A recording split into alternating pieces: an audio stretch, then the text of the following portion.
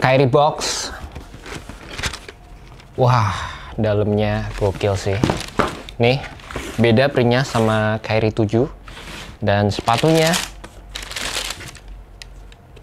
cakep sih. Hey guys, selamat datang kembali di YouTube channel Naksir Sneakers. Di kesempatan kali ini gue pengen nge-review sepatu Nike Kyrie Low 4. Ini merupakan sepatu yang gue cukup antisipasi karena menurut gue ya, sepatu ini looks-nya keren banget, nggak kalah sama seri signature-nya. Ini sih tetap seri signature Kyrie, cuma memang bukan yang main signature lah kalau kata gue guys. Jadi ini bentuknya kayak gini, cakep banget. Sepatu ini jual dengan harga Rp1.649.000 dan kalian bisa ngedapetin sepatu ini di Hoops Point. Gue udah masukkan link di bawah, jadi kalian bisa langsung klik dan menuju ke website dari Hoops Point.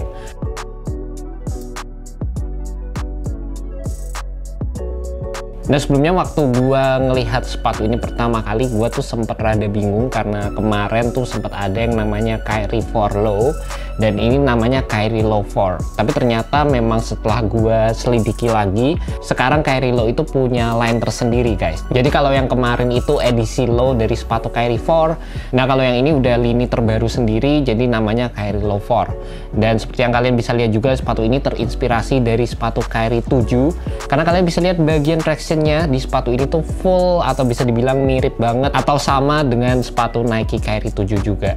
By the way, traction yang ada di sepatu ini juga full XDR dan sepatu ini tuh menggunakan data driven pattern. Jadi Nike sempat melakukan riset dari pergerakan Kyrie Irving di lapangan dan mereka membuat pola pattern seperti ini.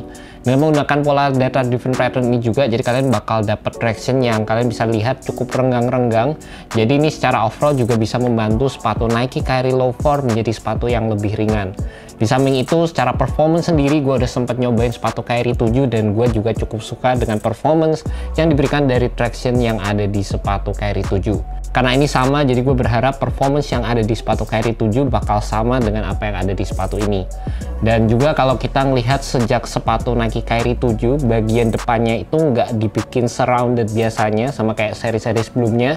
Jadi itu yang bikin cukup unik, tapi di satu sisi gue juga cukup suka karena kita bakal dapat kestabilan yang cukup ekstra dengan pola traction yang seperti ini. Dan juga di samping itu, signature-nya Kyrie di bagian samping di sini selalu ada pola traction yang menjalar ke samping.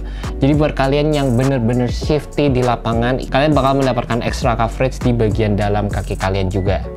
Nah, ngomongin dari segi estetiknya sendiri, terutama colorway ini cakep banget guys.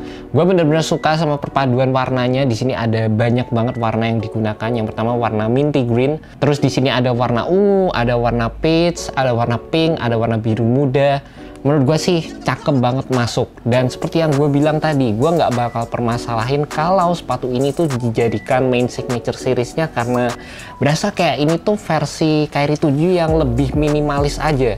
Dan gue juga demen banget sama low cut. Jadi secara waktu gue pakai sepatu ini tuh on fitnya bener-bener kayak keren banget sih guys. Dari segi materialnya sendiri, sepatu ini menggunakan material yang sebenarnya nothing special juga. Kita udah sering lihat material ini, sejenis ripstop di bagian atasnya dan di bagian bawahnya sendiri ini ada underlay material yang digunakan juga. Dan juga dari segi overall looksnya sendiri dengan penggunaan material ripstop, kalian tuh bisa ngeliat kayak sepatunya tuh cukup futuristik. Jadi kayak ada kotak-kotaknya gitu, cakep banget. Di bagian tengahnya sini, di sini kalian bisa lihat materialnya tuh cukup transparan. Dan ini menurut gue part yang berfungsi untuk memberikan kalian breathability juga terhadap sepatu ini. Dan juga di samping itu gue cukup suka dengan TPU piece yang ada di bagian forefoot karena ini menurut gue berfungsi untuk memberikan kita lockdown yang oke di sepatu ini juga.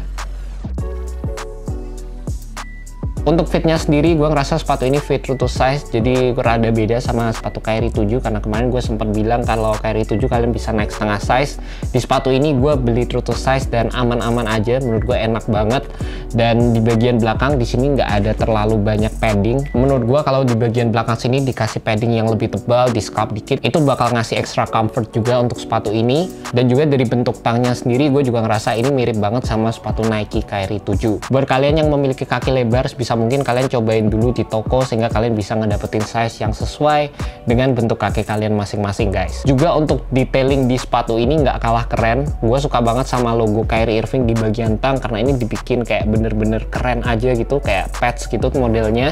Dan di bagian samping kalian ada tulisan keeps you fresh. Satu yang mungkin gue cukup berharap di sepatu ini ya, di bagian sampingnya sini.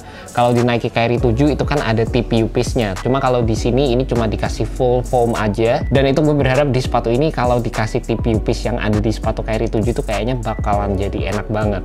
Karena gue bener-bener suka sama fitur kestabilan yang dikasih di sepatu Nike Kyrie 7, terutama part ini. Tapi mungkin di satu sisi bakal bikin sepatu ini bener-bener identik sama sepatu Nike Kyrie 7. Makanya sepatu ini dikasih polosan aja gini guys. Juga di samping gue bener-bener suka sama estetik yang ada di sepatu Kyrie Low 4. Ada part yang gue kurang begitu suka juga, yaitu dari cushioning system yang ada di sepatu ini. Gimana ya guys, sekarang di sepatu Nike Kyrie Low 4 kita mendapatkan full length cushion dengan zoom unit yang cukup kecil di bagian forefoot.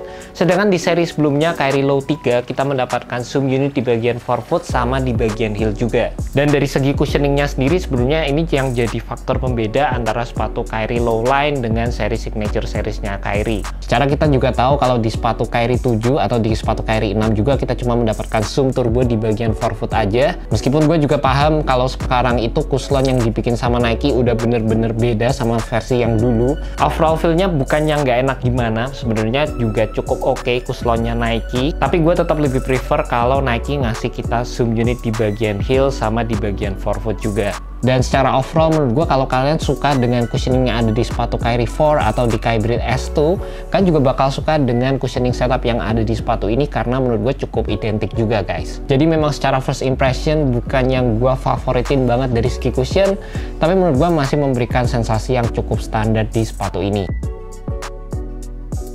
And that's about it guys, initial review untuk sepatu Nike Kyrie Low 4. Seperti yang gue bilang tadi, gue demen banget sama sepatu ini dari segi desain, dari segi colorway, ini juga menurut gue salah satu yang menarik. Dan secara overall gue udah gak sabar untuk nyobain sepatu ini di lapangan juga. Buat kalian yang penasaran sama performance review, kalian tungguin aja di YouTube channel gue, pasti bakal ada performance review. Thank you buat kalian udah nonton video kali ini. Thank you juga buat Hoops Point. See you next video guys. Jangan lupa subscribe, like, dan share video ini ke teman-teman kalian yang cinta sneaker seperti gua. Well guys, thank you so much. Have a good one. Peace.